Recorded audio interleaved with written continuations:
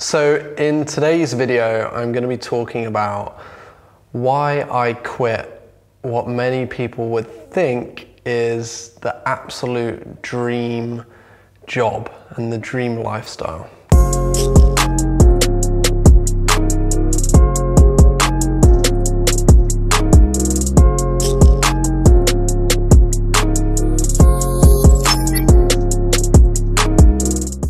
So I'm just going to tell you guys a little story about what I did, why I made that decision. And to be very honest, I'm pretty nervous about recording this video because it's something that I haven't really spoken about too much before. Of course I have with close friends and family, but to put this out in the open like this is going to be challenging, but it's going to be really fun too. And also, I haven't been doing these YouTube videos for very long either. This is going to be the second one, so getting used to talking to the camera again, feeling like I'm going crazy chatting away to myself. So today's story is about why I quit what many people would think of is the dream job. So for the middle point of 2017, it would have been, I had the opportunity, I was working at a really cool company, which some of you may know, called Hootsuite. Now Hootsuite are the world's largest and best social media management and scheduling platform. So I was working at Hootsuite and this opportunity came up to join this amazing startup, a really cool company called Leadfeeder, who were a sales intelligence platform. Now, one of the really interesting things about this company was that they had their head offices in Helsinki in Finland, but the team itself was a completely remote team. So anyone watching this that doesn't know what that means, a remote team is when you have team members stationed all around the world in different places. You don't necessarily have loads of offices. So at Leadfeeder we had people in, I think it was 20 different countries or something crazy like that.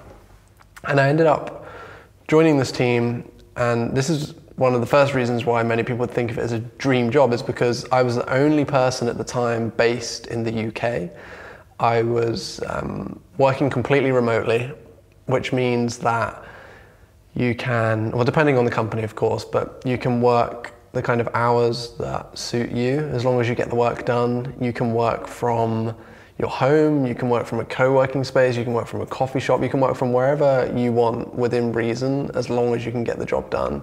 And that was something that was really cool and really exciting for me, and really exciting for a lot of other people too, was that I was now working for this company where the kind of rules, if you want to call them that, were different from the norm. So I didn't have a manager to report into every single morning face to face in the office. Yes, I had a manager that I was reporting into and dealing with, but it was all online. So that was the first thing that was great about this job, is that it was a remote job. The second thing is the money. The salary for me at that time in my life was really good, and a salary that I was really, really happy with. It was an increase from what I was earning at Hootsuite, a significant increase, which was great. And the role itself was giving me a lot more responsibility and a lot more cool things to work on. So that was the second reason why this opportunity was great. The third was that I actually got to go to Helsinki and see the head office, meet the team. And once every 6 months we did what's called a team week, where the team from all the different people in all different countries around the world would come together in one place. The first time it was Helsinki, the second time it was Malaga. So we all came together for a week and got to know each other better, rather than just communication over Slack or email. We actually got to meet each other. So that was another really cool thing about the job, is being able to meet people from lots of different countries in one place together. The other thing was, because this job was remote and because the job itself, I was a business development manager working on business development and growth for the business. The company was a software product, so everything was online. So any calls I had were calls over Zoom. I didn't really have any face-to-face meetings. And because of that, as long as I was on a similar time zone to the people that I was speaking with, it didn't matter where in the world I was. So for the year that I worked at Leadfeeder, it was basically exactly a year that I worked there. I traveled all around Europe, and I went to North America too. So I went to, I think it was 12 or 13 different countries whilst working, which was one of the best things ever. And I'm going to talk about that in another video in more depth, about traveling and working and what was great about it and what was not so good about it, how I decided where to go, etc. But for the purpose of this video, that was one of the other huge huge perks. So as you can see so far, this job was, in many people's eyes, the dream job. For me, it was the dream job. I was so happy. I had a great team. I got to travel. I got paid well. I got to work from wherever I wanted to. It was awesome. So why on earth would I quit that job? And I can remember the day when I did quit, or when I handed in my notice. I was actually in Belgrade in Serbia. So I was in Serbia doing a speaking engagement. I was talking about LinkedIn and how businesses and business owners can utilize LinkedIn to grow. And I'd been having these thoughts for a long time. Like when I joined the team at Leadfeeder, I knew that one day I was probably going to run my own business. I just wasn't ready to do that yet, and I didn't know exactly what that business was going to be.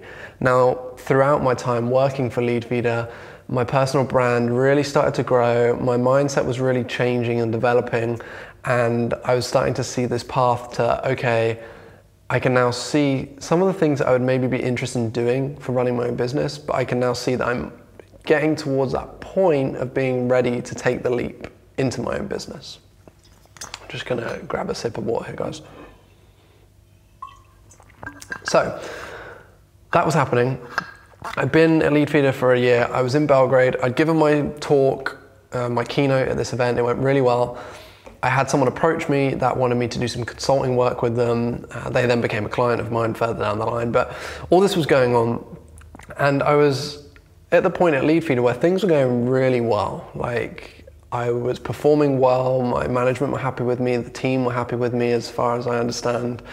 Numbers were being met and exceeded. But just something felt almost too comfortable. Like I had this dream job, I could travel, I was paid really well. The work I was happy doing, it came very easily to me. And what happened was I got into this space and this state of being too comfortable. And for anyone that knows me, like, I'm not gonna say I make irrational decisions, that's the wrong word, but I do make decisions very quickly. And the second that I start to feel comfortable or too comfortable is usually when I make a big or a drastic change in my life. And in the back of my mind, I was thinking, right, I one day want to launch my own business. I'm now getting to the point where I feel that I could do that. I'm getting people approaching me, asking me if I'll do consulting work with them, asking me if I'll help them with their social media management, with their social media growth, with their lead generation. I'm interviewing people on my podcast that are asking me if I'll help them with things. Like, I was getting lots of people asking me if I could help them. And at that time I couldn't, because I was committed to this job and this role. And there was just this one moment where everything just switched. It was like something just clicked like that. That was the worst click ever. It was like something just clicked. And this moment, I remember it so clearly. I was sat on the sofa in this Airbnb in Belgrade in Serbia. I'd had a conversation with some of my colleagues at Leadfeeder, like a meeting that didn't leave me in the best frame of mind. Like, I had some frustrations, and I immediately had this thought in my brain, and I was like, I'm gonna quit. I don't need to do this anymore. And then I started thinking about it, and I was like, I'm too comfortable. I want to force myself to be uncomfortable. I want to seek discomfort. For some reason, I really enjoy that feeling of not knowing what's going to happen next, or being extremely challenged, or some ways almost being a little bit scared. And I hadn't felt like that for ages. Like the last time I felt like that was maybe when I first took this job, or my first few weeks at this job. And yeah, so I remember it clearly. I was sat on the sofa, this moment came, I was like, I'm done. I'm gonna quit. And then I sat down and I spoke to Celia, my girlfriend, and I said that, look, this is what I'm thinking, but I need to think this through. So I can't just make the decision immediately. So I thought it through. And for me, thinking things through really only means thinking about it for a day or two. Because as soon as I know in my mind what the right decision is, or as soon as I know in my mind what I really want, I can't go back on that. So because I'd made that conscious decision of, I'm gonna leave, I don't want to do this anymore, I just couldn't go back on it.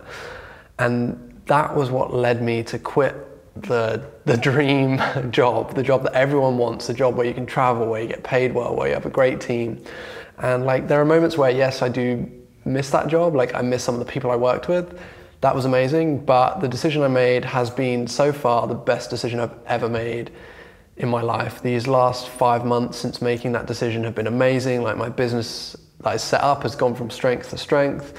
We're growing quickly, and I'll talk about this more in a video about like what my business actually does and how we got there. But this is the story of why and how I decided to quit what most people would call their dream job and what was my dream job. So I hope you guys have found this insightful or interesting. I don't know, it feels very weird for me to be like sharing this story with all of you guys and with people that I've never met before and stuff. But hopefully you appreciate the kind of openness and the honesty. And if anyone from Leadfeeder is watching this too, like, I just want to say that I had the best time working with you and for you. It was an amazing experience, and it was one that I would never change.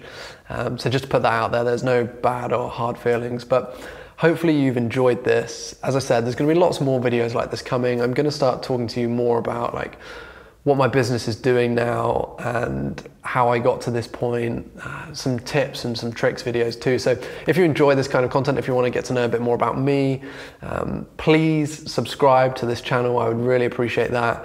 Leave me a comment underneath this video. I'll get back to you too. And yeah, I'll be uploading these videos 2 or 3 times every single week. So make sure you subscribe so that you don't miss any of them.